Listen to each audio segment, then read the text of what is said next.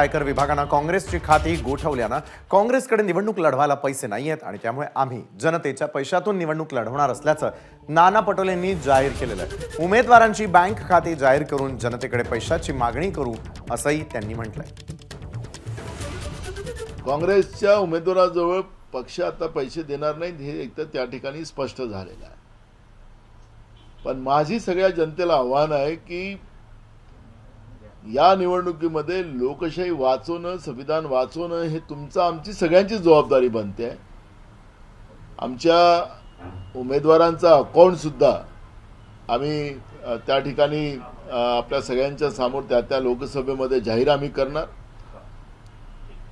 IFSC जो code आहे तो कोड पण आम्ही जाहीर करणार। जे काही असेल 50-100 रुपये आमच्या काँग्रेसच्या उमेदवाराला जनतेने द्यावं आणि मतदानही द्यावं। ABP माझा, उघडा डोळे बघा नीट।